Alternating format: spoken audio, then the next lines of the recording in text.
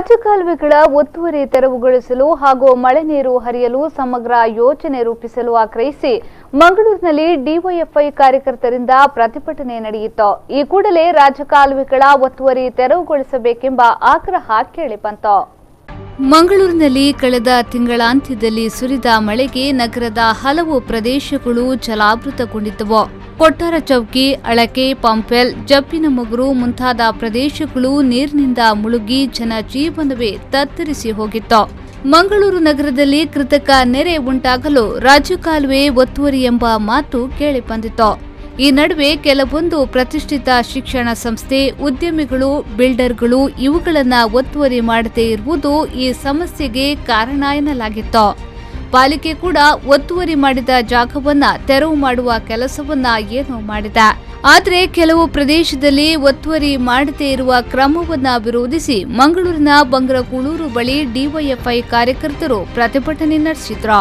ರಾಜಕಾಲುವೆಯನ್ನು ಸಂಪೂರ್ಣವಾಗಿ ಇವತ್ತು ಅತಿಕ್ರಮಣ ಮಾಡಿರೋದ್ರಿಂದಾಗಿ ಮತ್ತು ಈ ಕೊಟ್ಟಾರದಿಂದ ಕೂಳೂರು ನದಿಯವರೆಗೆ ಸಂಪೂರ್ಣವಾಗಿ ನಾವು ಹೈವೇಯ ಎರಡೂ ಬದಿಯಲ್ಲಿ ನೀವು ಗಮನಿಸಿದರೆ ಇವತ್ತು ಎಲ್ಲ ಕಡೆಯೂ ಮಣ್ಣು ತುಂಬಿಸಿ ಅದರ ಮೇಲೆ ಕಟ್ಟಡಗಳು ಬರ್ತಾ ಇದೆ. ಅಲ್ಲದಿದ್ದರೆ ಖಾಲಿ ಜಾಗ ಇದ್ದರೆ ಅಲ್ಲಿ ಮಣ್ಣು ತುಂಬಿಸಲಾಗ್ತಾ ಇದೆ. ಇದು ಈ ಮೇ 29ರಂದು ಏನು ಕೃತಕ ನೆರೆ ಬಂತು, ಆ ನೆರೆಗೆ ಪ್ರಮುಖವಾಗಿರ್ತಕ್ಕಂಥ ಒಂದು ಕಾರಣ ಈ ರೀತಿಯ ರಾಜಕಾಲುವೆಗಳನ್ನು ಒತ್ತುವರಿ ಮಾಡಿರುವುದು.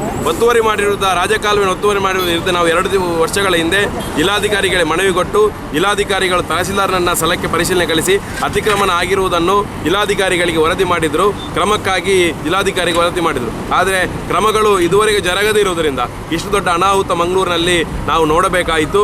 ಈ ರೀತಿಯ ಅತಿಕ್ರಮಣದಾರರ ಮೇಲೆ ಸೂಕ್ತ ಕಾನೂನು ಕ್ರಮಗಳು ಜರುಗಬೇಕು. ಮಂಗಳೂರಿನಲ್ಲಿ ಪ್ರತಿಷ್ಠಿತ ಶಿಕ್ಷಣ ಸಂಸ್ಥೆ, ಉದ್ಯಮಿಗಳು, ಬಿಲ್ಡರ್ಗಳು ರಾಜ್ಯ ಕಾಲುವೆ ಒತ್ತುವರಿ ಮಾಡಿರುವುದರಿಂದಲೇ ಇತ್ತೀಚೆಗೆ ಸುರಿದ ಮಳೆಗೆ ನಗರ ಪ್ರದೇಶ ಜಲಾವೃತಗೊಂಡಿತ್ತು. ಮೊನ್ನೆಯಷ್ಟೇ ಪಾಲಿಕೆ ಆಯುಕ್ತರ ನೇತೃತ್ವದಲ್ಲಿಯೇ ಒತ್ತುವರಿ ಜಾಗವನ್ನ ತೆರವುಗೊಳಿಸಲಾಯಿತು. ಕಾನೂನಿನನ್ವಯ ರಾಜ್ಯ ಕಾಲುವೆಗಳನ್ನು ಒತ್ತುವರಿ ಮಾಡಬೇಕಾಗಿದೆ. ಮಳೆ ನೀರು ಸರಾಗವಾಗಿ ಹರಿದು ಹೋಗಲು ಸಮಗ್ರ ಯೋಜನೆಯನ್ನ ರೂಪಿಸಬೇಕಾಗಿದೆ.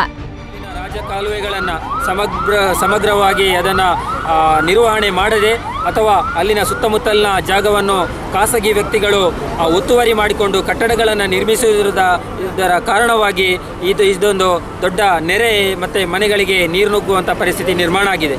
ಮಂಗಳೂರಿಗೆ ಮಳೆ ಏನು ಹೊಸತಲ್ಲ.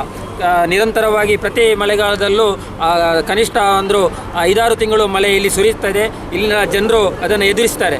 ಆದರೆ ಇವತ್ತೇನಾಗಿದೆ ಅಂದರೆ ಈ ಭೂಮಾಫಿಯಾದ ಹಾವಳಿ ಎಲ್ಲೆಲ್ಲ ಈ ಗದ್ದೆಗಳು, ಕೃಷಿ ಭೂಮಿಗಳನ್ನು ಮಣ್ಣು ತುಂಬಿಸಿ ಏಕಾಏಕಿ ಯಾವುದೇ ಕಾನೂನುಗಳನ್ನು, ನಿಯಮಗಳನ್ನು ಗಾಳಿಗೆ ತೋರಿ ಯಾವುದೇ ಕಾನೂನುಗಳನ್ನು ಪಾಲಿಸದೆ ಮಣ್ಣುಗಳನ್ನು ತುಂಬಿ ರಿಯಲ್ ಎಸ್ಟೇಟ್ ಅಂದರೆ ಅಲ್ಲಿನ ಲೇಔಟ್ಗಳನ್ನು ಮಾಡಿ ಯಾವುದೇ ನಿಯಮಗಳನ್ನು ಪಾಲಿಸದೆ ಮಾರಾಟ ಮಾಡಲಾಗ್ತದೆ. ಅಲ್ಲಿ ಯಾವುದೇ ಚರಂಡಿಗಳಿರ್ಬೋದು, ಮಳೆ ನೀರು ಹರಿಯುವಂಥದ್ದು, ಅಥವಾ ಅಲ್ಲಿ ಯಾವುದೇ ಬೇರೆ ದಾರಿಗಳಿರ್ಬೋದು, ರಸ್ತೆಗಳಿರ್ಬೋದು, ಅವೆಲ್ಲವನ್ನು ಮುಚ್ಚಿ ಹಾಕಿ ಇವತ್ತು ಈ ಲೇಔಟ್ಗಳನ್ನು ನಿರ್ಮಿಸುವುದಿರಬಹುದು ಅಥವಾ ಬೇರೆ ಬೇರೆ ಉದ್ದಿಮೆಗಳನ್ನು ನಿರ್ಮಿಸಲಾಗ್ತದೆ. ಮಂಗಳೂರು ಮಹಾನಗರ ಪಾಲಿಕೆ ವ್ಯಾಪ್ತಿಯಲ್ಲಿ ಅದೆಷ್ಟೋ ಶಿಕ್ಷಣ ಸಂಸ್ಥೆ, ಉದ್ಯಮಿಗಳು, ಬಿಲ್ಡರ್ಗಳು ರಾಜ್ಯ ಕಾಲುವೆಗಳನ್ನು ಒತ್ತುವರಿ ಮಾಡಿಕೊಂಡಿದ್ದಾರೆ. ಮಹಾನಗರ ಪಾಲಿಕೆ ಕೂಡ ರಾಜ್ಯ ಕಾಲುವೆಗಳನ್ನು ಒತ್ತುವರಿ ಮಾಡಿಕೊಂಡಿರುವವರ ವಿರುದ್ಧ ಕಾನೂನು ಕ್ರಮ ಕೈಗೊಳ್ಳಬೇಕಾಗಿದೆ. ನಾಗೇಶ್ ಕಾಬೂರು, ವಿ4 ನ್ಯೂಸ್ 24/7 ಮಂಗಳೂರು.